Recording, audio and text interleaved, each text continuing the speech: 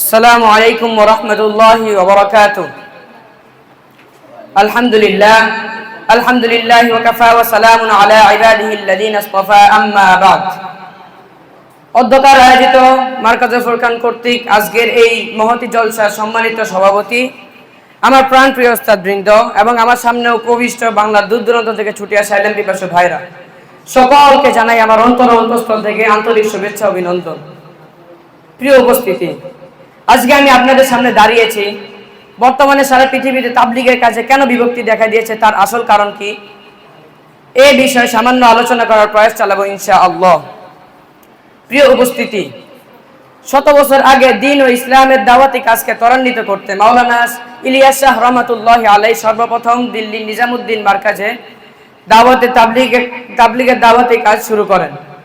তার ছেলে হচ্ছেন হারুন শাহ রহমাতুল্লাহি আলাইহি। হারুন শাহ রহমাতুল্লাহ আলাইহির পুত্র হচ্ছে সাদ কান্দলবি। এই সাদ কান্দলবি বিভিন্ন সময় বিভিন্ন স্থানে কোরআন, হাদিস ও নবুয়তের ব্যাপারে বিভিন্ন আপত্তিকর মন্তব্য তুলেছে, যার কারণে দেওবন্দ আলেম সহ বিভিন্ন আলেমগণের কাছে সে বিতর্কিত হয়েছে। মূলত তার এই ধরনের কর্মকাণ্ডের জন্য আজ সারা পৃথিবীতে তাবলীগের কাজে ফাটল দেখা দিয়েছে। তার এই সকল বক্তব্যগুলো ধীরে ধীরে তুলে ধরা হলো। 1. ভোট দেওয়া থেকে বিরত থাকা। ভোট দেওয়ার সময় আঙ্গুলে যে রং লাগানো হয় তার কারণে নাকি নামাজ হয় না, তাই ভোট না দেওয়া উচিত। 2. আলেম ও ইসলামের বিরোধিতা করা।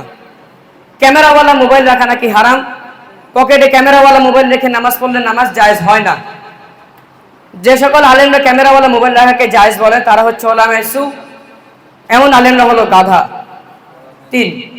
জাহেলি ফতোয়া। কোরআন শরীফ মোবাইলে পড়া ও শোনা প্রস্রাবের পাত্র থেকে দুধ পান করার মতো, নাউজুবিল্লাহ। 4. মাদ্রাসা মসজিদের বেতন বেশ্যার উপার্জনের চেয়েও খারাপ। যে সকল শিক্ষক মাদ্রাসার কোরআন শিখিয়ে বেতন দেন তাদের উপার্জন নাকি বেশ্যার উপার্জনের থেকেও খারাপ, বেশ্যারা নাকি তাদের আগে জান্নাতে যাবে, নাউজুবিল্লাহ। প্রিয় উপস্থিতি, এখন আসছি সাদ সাহেবের বিভিন্ন বিভ্রান্তিকর মন্তব্যগুলো, আকীদাগুলো নিয়ে। 1. হযরত জাকারিয়া আলাইহিস সালাম আল্লাহ তাআলাকে ছেড়ে গাছের নিকট আশ্রয় চেয়েছেন, যার কারণে নাকি তাকে শাস্তি ভোগ করতে হয়েছে। 2. মুজিজা কেবলই দাওয়াতের সাথে সম্পৃক্ত, নবুয়তের সঙ্গে এর কোনো সম্পৃক্ততা নেই। 3. হিদায়াত যদি আল্লাহর হাতে হতো তাহলে তিনি কোনো নবী প্রেরণ করতেন না। 4. হযরত মুসা আলাইহিস সালাম কর্তৃক হযরত হারুন আলাইহিস সালামকে স্থলাভিষিক্ত করে দেওয়াটা অনুচিত কাজ হয়েছে। 5.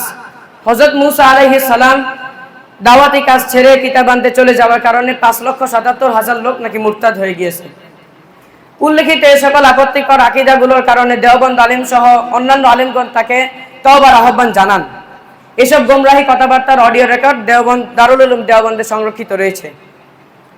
সাদ সাহেব তার দাদা হযরত ইলিয়াস শাহ রহমাতুল্লাহি আলাইহির সহ আকাবির উলামাদের তৈরি তাবলীগের দাওয়াতি কাজের ভক্তি দেখিয়ে আম মানুষের কাছে জনপ্রিয়তা লাভ করে, কিন্তু জুবাইরুল হাসান রহমাতুল্লাহি আলাইহির ইন্তেকালের পর সে বাস্তব রূপে ফিরে আসে। আল্লাহ তাআলা আমাদেরকে এই সাদিয়ানি ফিতনা থেকে রক্ষা করুক, আমিন আমিন। ওয়া আখির দাওয়ানা আলহামদুলিল্লাহি রাব্বিল আলামিন।